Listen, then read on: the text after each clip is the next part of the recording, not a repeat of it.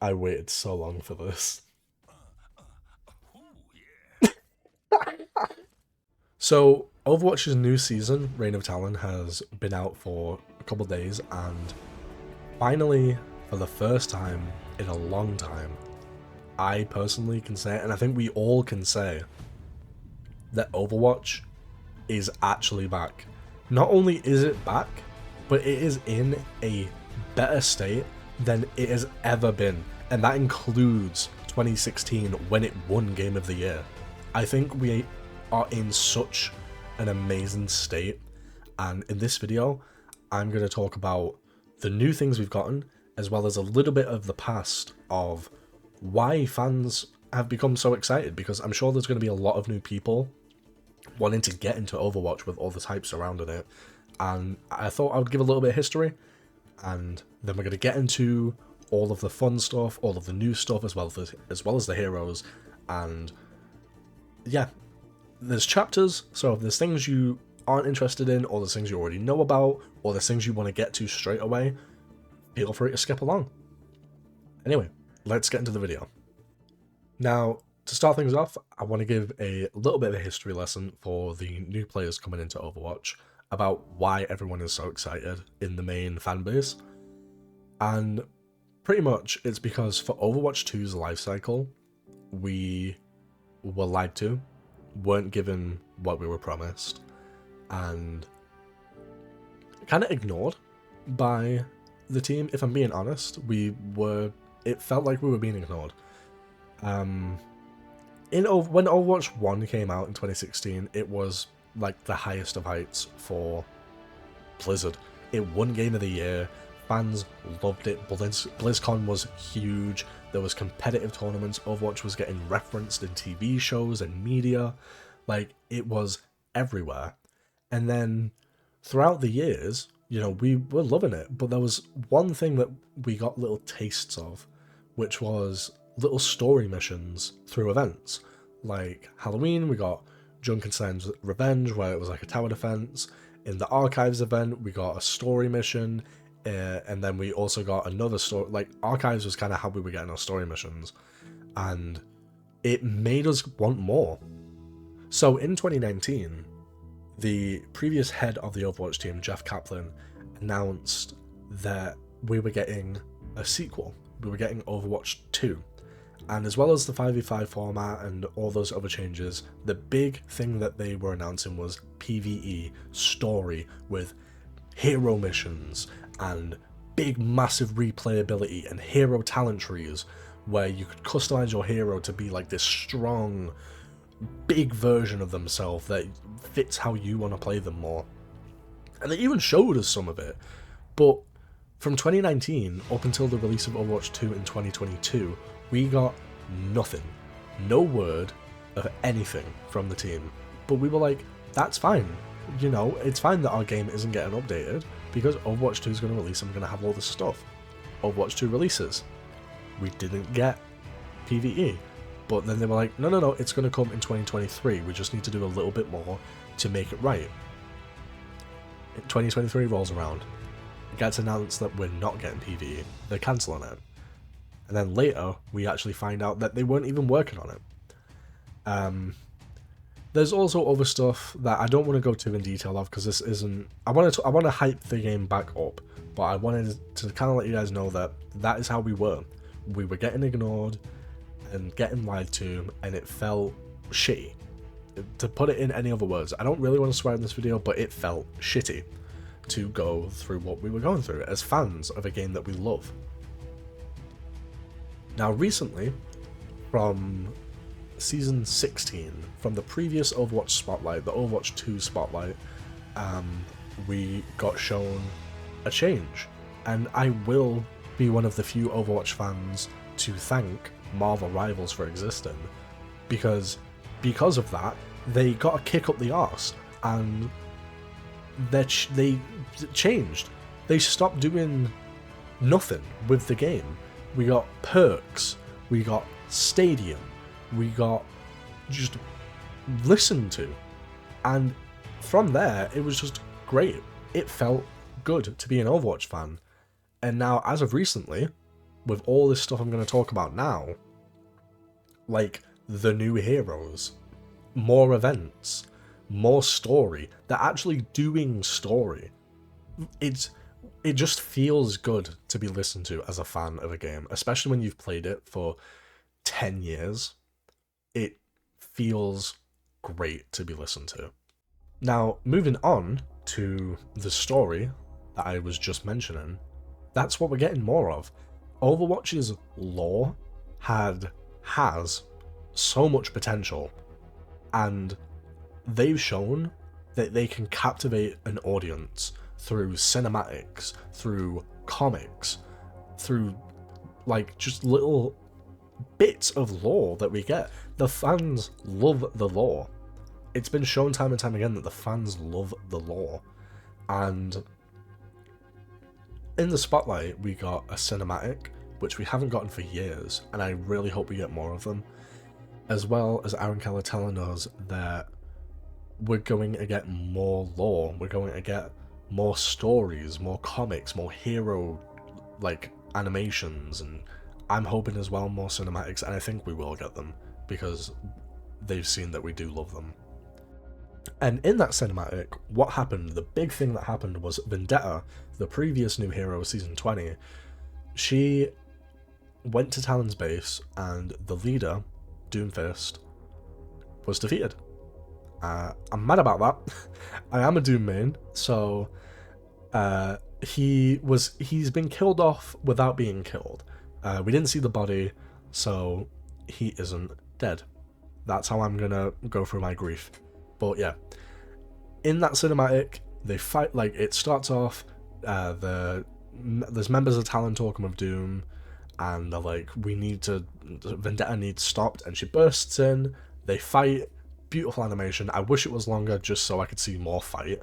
They know how to choreograph a fight, and yeah, Doomfist loses. She cuts off his fist, throws him out of a window, and then she's now the leader of Talon. And since then, we've gotten more comics about other people in Talon, and we've gotten lore about what Vendetta wants to do. She's now teaming up with Vishkar, the Deadlock Gang, Hashimoto. These three like names for people who know about the lore will mean a lot, because they haven't gotten anything. Like, Deadlock has 2 characters in the game, Ash and Cassidy, but Vishkar only had Symmetra, and then up until recently Lifeweaver, who isn't in Vishkar but he was, and that gave more into that. And now we've got Domina, and with the Hashimoto we got nothing, which is Kiriko's main rival, and now we have a character from there, as well as Vendetta teaming up with them. And she's also wanting to do stuff with Junkertown. I want more Junker characters. I want Junker characters for every role. So I can't wait to see where that goes. Now, as well as the lore that we're getting, we're also getting an in-game event that ties to it, which in this season, it's Conquest, where throughout the season, you can either join Talon or join Overwatch, and you can do missions that will give you rewards based on which team you choose. But you don't have to feel like you're missing out, because you can become a double agent and join the other one once you've done all your missions. I love that. We haven't had anything like that before, and it's great that we're getting all of this stuff to incentivize more playing, because that's, for a game that's free to play and a game of this genre, getting rewards is a very big, like, jingle, look at this, keep playing, like, look at, earn some stuff. And they did that with the progression system. I forgot to mention that, but they added a hero level progression system where the more you play a certain character, you get rewards tied to that character. So the fact that they're giving us these things to earn is really good. And the maps, there's some maps that have, 3 of them have changed because of what's going on. Rialto and Colosseo, 2 of Vendetta's biggest place, because that's where her dad, who Reaper one-shot, he lived in Rialto, and Vendetta was in the Colosseo.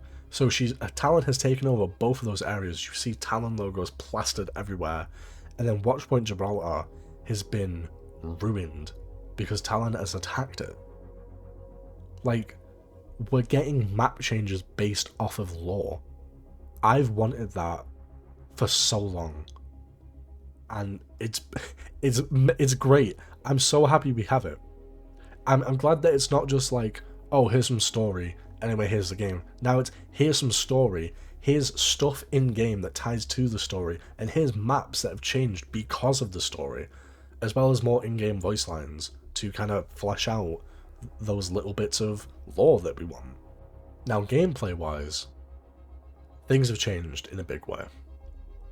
If you don't know, then the main roles of Overwatch are tank, damage, and support. Tank, big, bulky, protects the team, damage, the main damage doer, support, heals, keeps the team up, keeps the fight going. Now within those roles is a sub-role, and I'll put them up on screen in order from tank going down to support, so you can pause and read what they do, but basically how this works is each sub-role has its own unique passive. So now, not only are you playing Doomfist the tank, but you're playing Doomfist the initiator, who, when is airborne, gains some health, which can help him. It can help these tanks that might have this style where, like initiator, you have to get in, and if you're getting out but you're kind of low, you're getting a bit of health, and you can kind of either keep fighting or you can get out. And again, that obviously not all of them do that. They all do their own thing, and I love that. I hope they stay on top of that and really go in on these sub roles and make sure that they're healthy, make sure that not one is overpowering another, and just making sure that they're all doing their own thing, but it's all even playing field.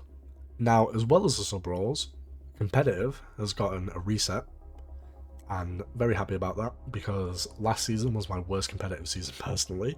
As well as me playing bad and other people playing even worse, I dropped from Diamond to nearly Gold. We're not going to talk about that. I will be playing comp again, and I will get Diamond, and I'm coming for you, Zebra. Number 1 Doomfist right here, me. But no, anyway, as well as the rank reset, we got a new competitive weapon, which is the Crimson Wolf. Not for me. It's like Galactic, where I don't really like how it looks. I'm more of a fan of Gold and Jade, and I'm hoping in the future we get Diamond, and I even want a Silver and a Bronze, which could be slightly cheaper for those ranks that are struggling to earn competitive points but still want to show themselves off. And honestly, Silver would look cool on some of these characters. It would look sick on some of these characters. Even Bronze to an extent, and I think Bronze looks nice. But yeah, with another competitive weapon, I'm hoping in the future we get more, because I do like customization. Customization is my favorite thing. So it's great that we see that, and as well as the competitive weapon, Doomfist got a competitive skin. If you get Diamond, like how Freya did with the Galactic, you get a Crimson Wolf Doomfist. Bit of a slap in the face, because why is he getting that when the wolf killed him? He'll be back. I have a theory for him. But yeah, the game just feels new with these sub roles. And comp is going to be different as well because of it. Because now it's oh, do I go Bruiser? Do I go Initiative? Do I go Stalwart? What will work better for this? It's not just oh, do I dive or go poke? Or whatever the other ones are. Those are the only two I know. But it's oh, do I do this type of role? Which will work better? And so comp is going to feel new just because of that. Now, for me, I don't really have I'm not excited and I'm not disappointed about this change. it just like exists for me, and I can understand why they did it. They changed the UI of Overwatch. Some people don't like it. Most people don't like it. Overwatch fans don't really like change a lot of the time. A lot of the toxic fans don't like when anything changes. They want it to be the same game over and over, but still, then when it's the same and they don't do anything, now they're complaining because nothing's happened. So, yeah, some people you can't please, but for me, it's not really like a, oh, I love it, oh, I hate it thing. I'm just like, yeah, I understand why they changed it. The original UI, I liked. It was sleek, it was simple. This one is more... It's more like... What's the word? It's like fun, where it's like showing a lot more things, and it is also easy to navigate. And I understand why they put it in, because there's now a lot more tabs to get to, especially with the events tab and the story tab. Like, it was gonna have to change at some point, because if it was on the old menu, we'd be getting sub-menus within menus. So I understand why they changed it, and I'm not mad about it. They changed the hero gallery, so instead of it showing like the pictures of the characters, it's just like the hero select screen.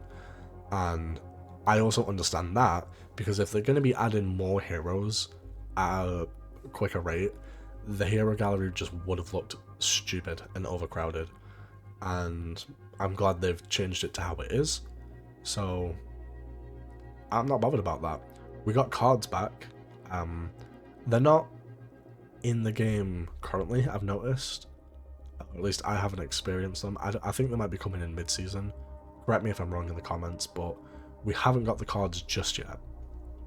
But they are back, and I'm happy about that. I loved cards. It was great, especially when your team does nothing and it's only the enemy team showing up on the cards. That's great, because you gotta be like, yeah, you see their tank, you see their supports, you see their DPS, they did something. You didn't. But yeah, I'm happy that cards are back. As well as that, when you're in queue, there's now like a 3D hero thing, similar to Marvel Rivals. I will draw comparisons without saying which one is better or which is worse, because I don't think that is what this video should be. I play Overwatch more, and I've played Marvel Rivals, and I enjoy both of them. But yeah, it's not going to be a comparison video, but I will draw comparisons when they're there. So like Marvel Rivals, it has that like preview of your hero. And what I've noticed, and here's a little fact for you, select the hero you want to play on the wait screen, because if you're, unless you're tank, you get everyone, but let's say you want to play Mercy, but everyone insta-locks Mercy, select Mercy, and it puts the selection over that character, so you can insta-lock. And I did test this out, because I noticed when I was playing one of the new characters, I had like selected them on the little thing, and when I was getting into the game, I noticed after like the 10th game, I was still getting them for the selection. And so I switched it to Soldier, and I got Soldier. So if you want to insta-lock someone, especially if they're new and you haven't had the chance to play them, or they just get took from you when you really want to play them, do that. As well as those changes, they did a little update to the emote wheel, which is the praise feature. Now, it's pretty self-explanatory. How it works is you can either press C, or you can select it onto the wheel, and you can just tell your teammates they're doing a good job. And again, don't hate that, don't overly love it. It's, you know, it's a feature that they've put in that I can see why they would put it in. Now, onto the big thing, the heroes. In the Overwatch Spotlight, Aaron told us that since it's been 10 years since we've had Overwatch, that they're going big. So this year, in this story arc, throughout all these 6 seasons, we'll be getting 10 new heroes, and the first 5 we have now. Now for the next 5 heroes, we haven't been shown who they are, we don't know who they could be, we just got shown silhouettes. Now, I have theories. I won't get into them, but the one in the back is clearly Demon from the Mecha Mecha squad, so very glad we're going to be getting more Mecha Mecha representation. But anyway, let's just get straight into the new heroes and what they all do. I'll have practice range footage and just general gameplay playing So let's just get into it. So starting things off with Domina, I want to first of all say her design is really great. All 5 of these characters are designed just really good, and I thought I would say it now so I don't have to say it 4 more times and get repetitive.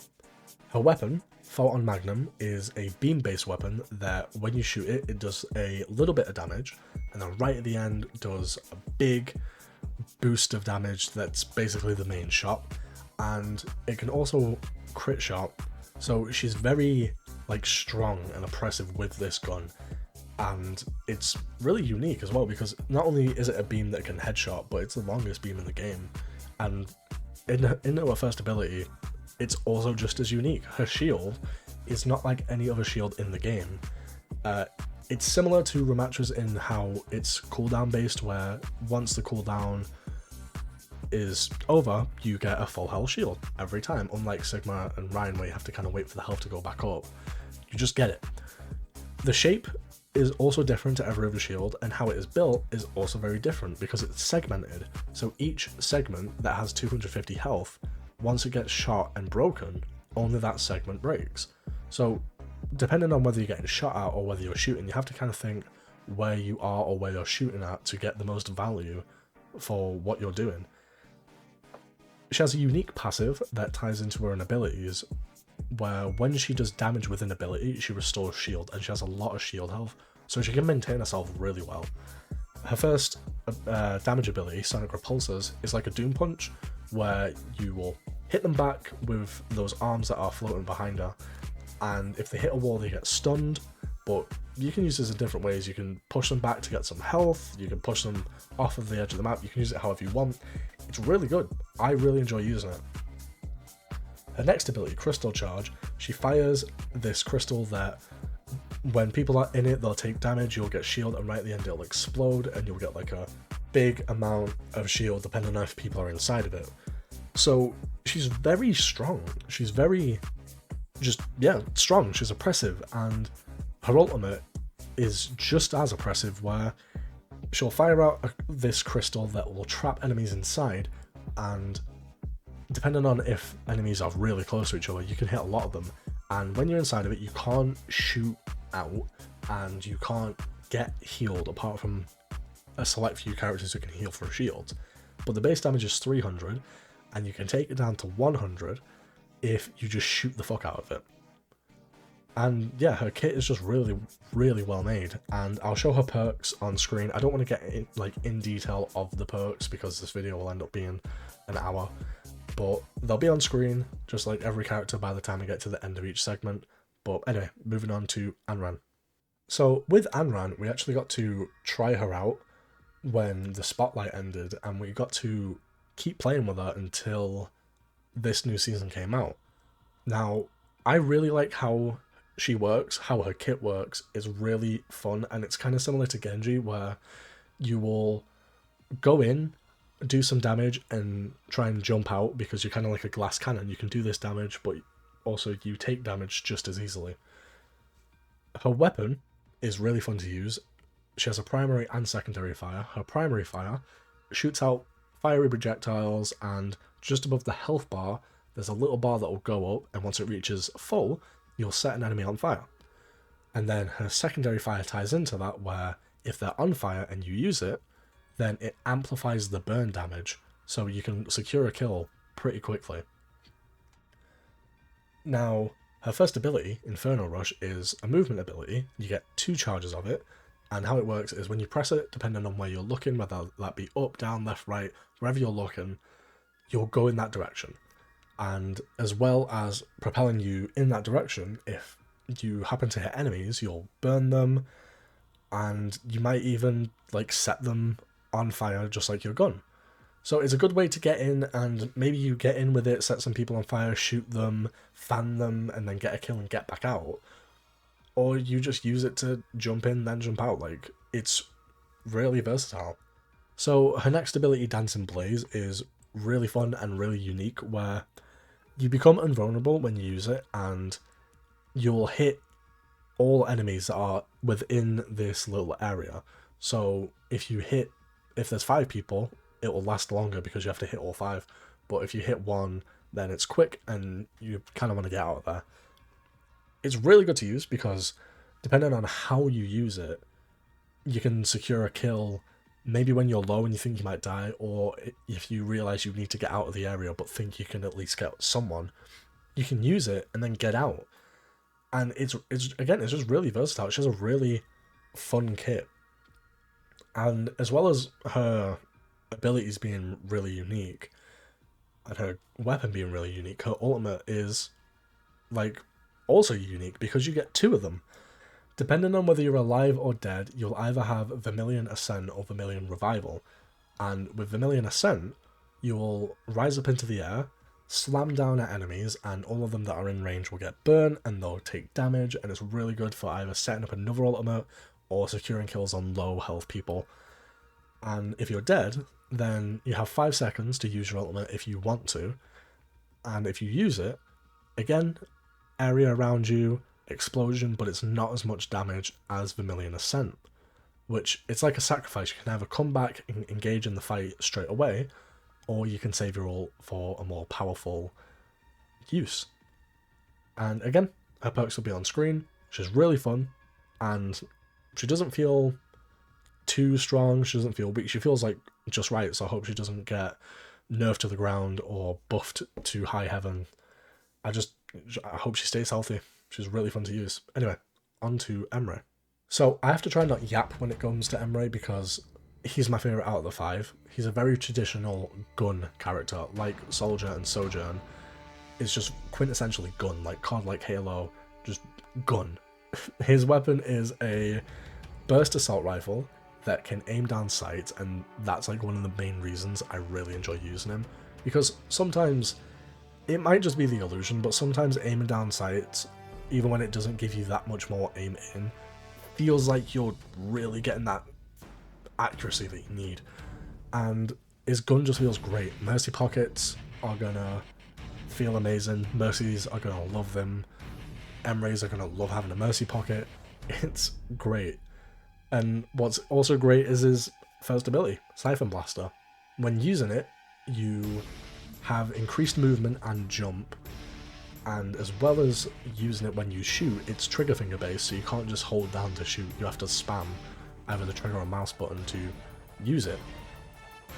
And when shooting, it has like an Orisa burn meter, so if you shoot too fast, it'll expire, but if you shoot and time right, then you'll be able to use the full cooldown.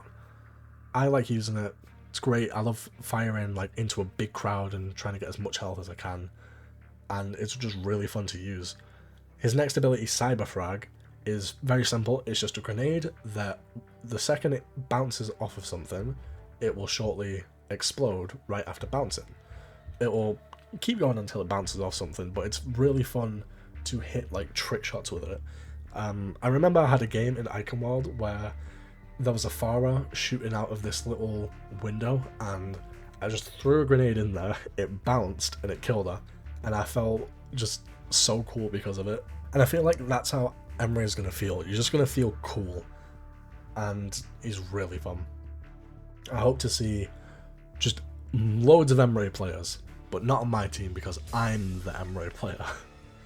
His ultimate, Override Protocol, he will like fly up into the air a little bit and you can move around, and you can either choose to shoot a heavy bullet or a light bullet into either a crowded team or just onto whoever you're using it on. How I usually use it is I'll go heavy, then light, and light until I get my heavy back, and then I'll use that, and then I'll use light, and I'll just try and secure as many kills as I can. And it's just really strong, but it's also really easy to shut down, so I've died a lot using it when I first tried Emre.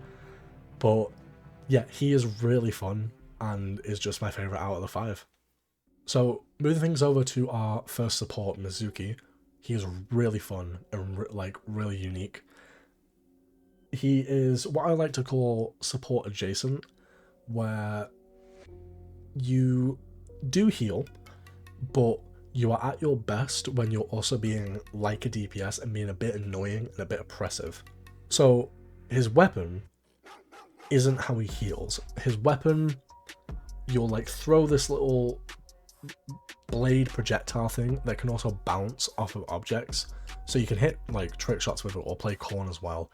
and when it hits an enemy, it's like Anna's gun, where it kind of ticks down, and it's really good to use. And the more you use it, the more damage you do, the more your healing will go up per second until it reaches a max. And if you don't keep on top of actually getting in the fight, then it goes down really quickly. So you have to really be engaged and be like support adjacent. You are supporting, but you're also really in the fight. It's not like Mercy and like other characters where really you're just healing and not engaging much, kind of in the back line. Like, you can go and mess people up. His first ability, Healing Caster, you throw your hat, and this has 2 charges, and it will bounce to any allies that are nearby, healing them, and then back to you, which will also heal you. So this is good, like, for if you're kind of just getting some critical people, maybe your support is down and the healing is low, so you use that, you get some people up, and that will also boost your healing resource. It will give you more healing per second. His next ability is a dive character's worst nightmare, because he stops you. He'll throw out a chain, and if you hit it, then wherever they are, whether that be like, it will attach to the nearest surface and keep them there for a short period of time. So now, instead of being a support that gets jumped on by dive and easily killed, you can stop them and say no. It's like similar to Brig, how you can stop a Doom mid-punch or a Ryan mid-charge. Now you can also do that and jump them with your team. His next ability that I can't pronounce is like a reversed Kiriko teleport, where when you use it, you'll leave a paper doll down and get increased movement speed for about 5 seconds. And if you press the button again, you will teleport back to where you activated the ability. How I like to use it is I'll kind of use it near my team, run in, do some damage, get my healing resource up, and then come back so I can do a little bit more healing, maybe throw a hat if someone's gotten low. It's just really fun. Or you can use it if you're like getting out of spawn and you just want the movement speed, because if you let it expire, then you don't teleport. Now, Mizuki's ultimate, which I also can't pronounce, creates like this little area that when you're inside, you get healed, and if you're outside shooting in on the enemy team, then all damage gets absorbed. So it's really good for like, maybe you're trying to capture a point, or you're trying to deliver the payload, and you're right there, but you just need that little bit more because you're kind of losing the fight. Well then, boom, use the ult, and it's really good for securing a win in a fight when used well. But yeah, Mizuki's just really fun. He's really unique. I want more support adjacent characters. Again, that's not technically what they're called, that's just what I call them. But really fun. Now, the character that everyone wants to hear about the most, Jetpack Cat, is finally here. They were rumoured like years ago. There was a bit of concept art that came out about the cat, and ever since then people wanted her in the game. So the fact we actually have her is, it's great. It's really fun, and she is a little shit, just like real cats in real life, and I can say that because I have one. She's a little shit. Her main weapon is also her main healing, where you'll shoot a mid-range projectile, and depending on if you shoot an enemy or an ally, you'll heal or you'll do damage, and it's pretty just simple, self-explanatory. Where she shines is these abilities.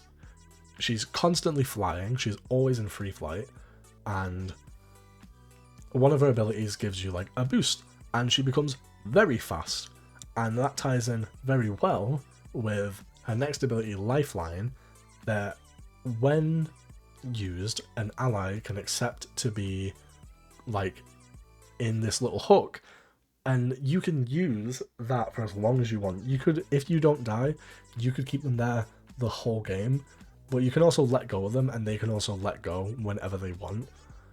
The only downside to using this is when you're carrying someone, you can't shoot your gun, but it's a good payoff because you can pick up a Diva Bomb, you can pick up Bob, you can pick up an Ult and Cassidy, and just fly them above the map and secure like big game-winning ults. It's really good. Her next ability, Per, is just it's like a mini Lifeweaver type of thing where it is a pulsing heal. Obviously it's not as strong as Lifeweavers, but it's just good. It's a good, fun character. She's just great. There's not much I can really say about her. I haven't played her the most out of the 5 because I've played too much Emre, but she's just really fun. Her ultimate is really annoying if you're on the enemy team because she will dive into the ground, pick up an enemy if they are near enough, and for about 5 seconds, you just have them. Now, you can still get killed, obviously, so potentially you could die mid-carry, but if you don't, then you can do what you want with them for them 5 seconds. You can throw them into your team, let them get bullied, or you can throw them off the map. Choice is yours. You can just take them on a joyride and put them back with their team. But yeah, Jetpack Cat is really fun, and I think she's really worth the wait. So now what I want to talk about isn't a change in the game, it's more of community stuff. Recently, on Steam, and I want to specifically say on Steam, because I have gotten, well not gotten, but I have seen so many comments from people, specifically in the Marvel Rivals fanbase, about how, oh, that's only how many they're getting. No, dumbass, that's not all they're getting. The main, I want to say about 20%, maybe not even 20%, of Overwatch's players play on Steam. And then the other 70% are on Battle.net, and then the rest are on consoles. So like the fact that people are dumb and can't put 2 and 2 together, that the Steam player count doesn't count for everyone, it's the same as Marvel Rivals. Like, that isn't all Marvel Rivals are getting. They're getting a lot more. There's probably about worldwide in the high, I want to say 600,000 to 1 million currently that are playing. And the effect we've seen with this season, and what I hope this will do, is continue to motivate the team to reach for new heights constantly, is Overwatch has now redominated the hero shooter space. On Twitch, they have way more viewers than, and this will be me comparing Marvel Rivals because that is the competitor. It's not like Team Fortress 2 is the competitor.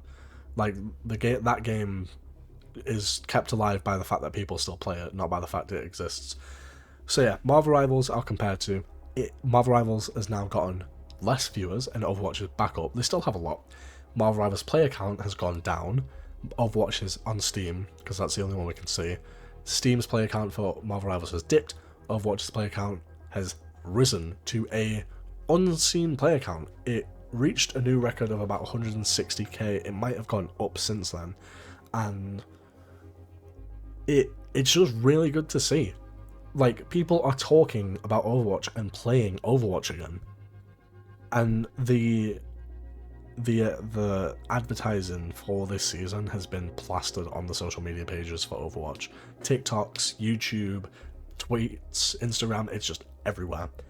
Like, if you are in the hero shooter space, if you're in a gaming space, you can't avoid Overwatch right now. And I am very happy about that, because it finally means that Overwatch is back. Like, I can say it, Overwatch is back. Like, we're here again. The fans can be happy. They've announced a BlizzCon, which I can't remember when, but we'll definitely be getting more news. We've gotten the roadmap. Next season we'll be getting a 10-year anniversary event, and I hope that is the biggest they go for anything ever. I hope we get so much, not just in like loot boxes and like little rewards. I hope we get skins. I want every single character that has been added up until that point to get something, even if they're brand new. Like, I want them all to get something, especially the classic characters. Like, they all need a big thing. of emotes, skin, not even just skins, highlight intros, emotes, victory poses, voice lines, all of it. I want them to go big. As Aaron Keller said, they are going big, and I want to see that in the 10th anniversary especially. But yeah, that is where we're at. It's, you know, it's hard to say what the future is, but I think it's obvious to see what it'll look like. I'm extremely optimistic because we've got story, we've got characters, we're getting listened to. So, you know, Overwatch is finally coming back, and I want to know down below, how do you feel about this? And are you excited? Are you worried? Are you an old player coming back? Are you a new player seeing this game for the first time? Are you someone who has just always been playing through? Like throughout all of the bad stuff, all of the good stuff? Let me know down below. If you enjoyed this type of video, then also let me know in the comments. If this is the first video you're seeing, whether this gets pushed out or not, then I don't really do this type of style of video. I've only really started recently be doing it. That isn't a sentence. I've only recently started doing it with these two videos that I'll pin of me playing like old Minecraft and talking about stuff. Usually I just play gaming videos. But I do hope you enjoyed, and I hope you stick around because I do want to talk about games more. But anyway, go play the game. As this video is out, I will most likely be streaming, so go check that out. Go, you know, come hang out. Come, you know, if you want to see more of the game, come have a look. You'll see me playing it, and yeah. If you already have been playing the game, go play more of it. Go show the game love if you love this game. And yeah, I'll see you guys later.